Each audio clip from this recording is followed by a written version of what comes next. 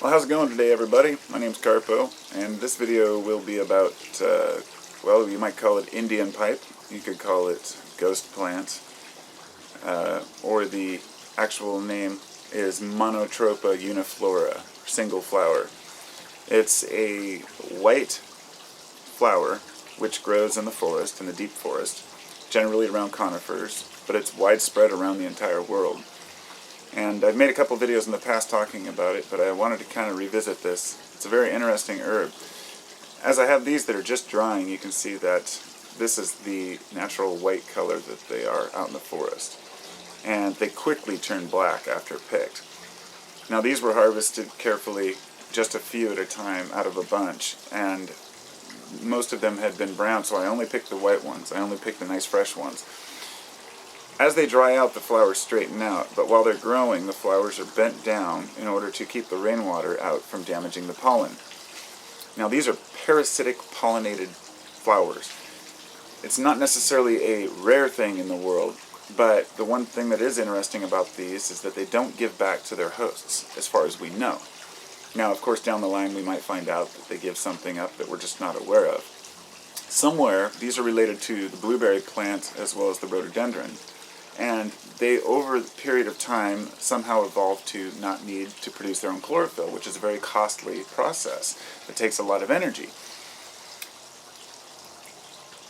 Because of this, since they don't have to do a lot of work, then you would think that the fungi would fight back. You know, this is generally what happens in the plant kingdom. If there's not a symbiosis, if there's an actual parasitic relationship, usually one host tries to fight back. The interesting thing about these is each one of these flowers produces thousands of seeds.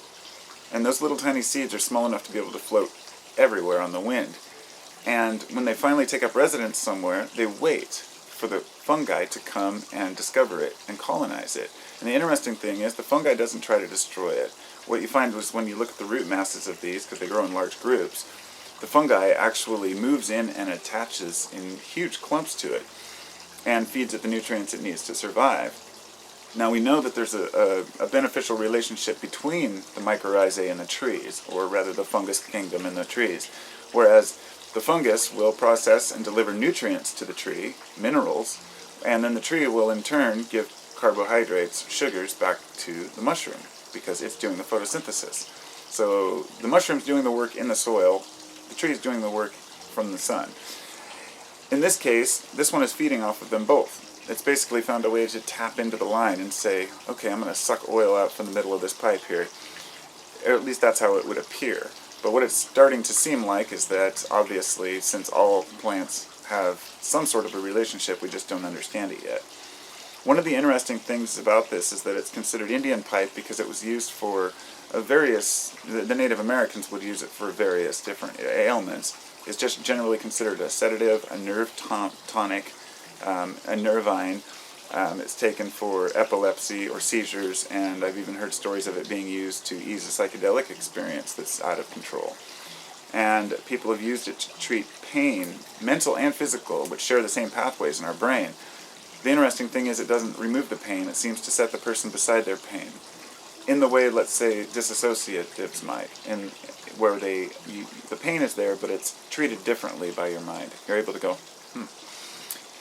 There's still a lot to know about this, and I'm still a little bit reluctant to try again. The first time I did, I cut up several pounds of it, or well, several ounces of it, about a pound of it, and it soaked into my hands and turned them purple for a couple days. I slept like 12 hours that night, and I thought, wow, there's something powerful here.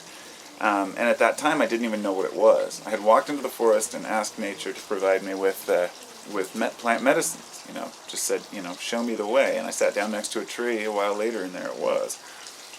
So it's not a rare plant. They grow everywhere around the world, but it is definitely not the kind of thing that you can just go out and find anywhere.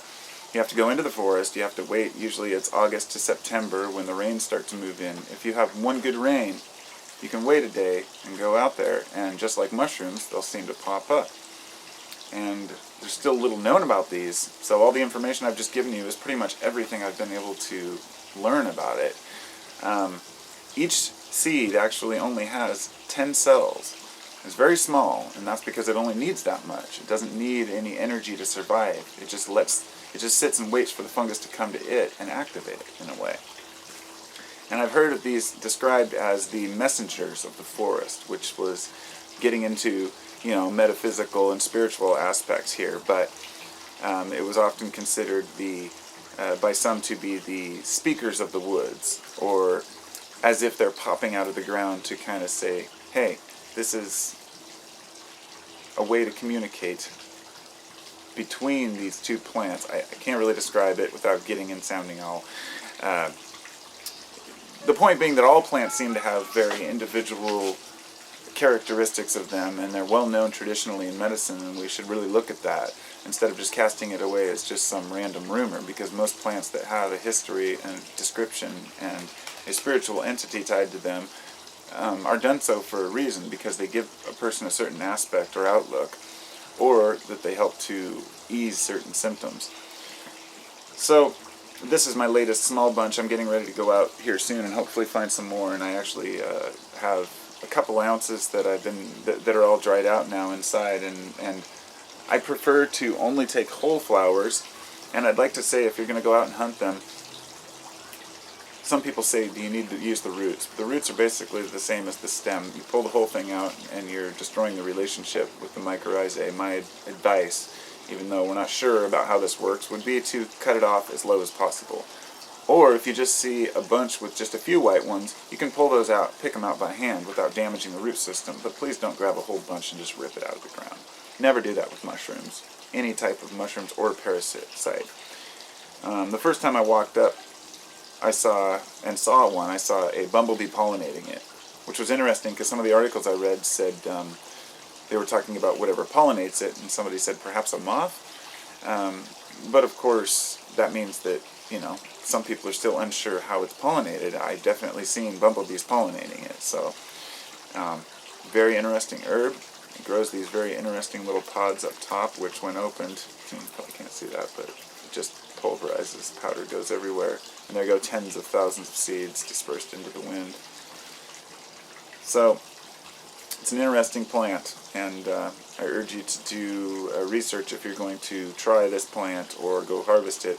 But there's very little research to find, so hopefully we can all learn together on this one. Talk to you all later.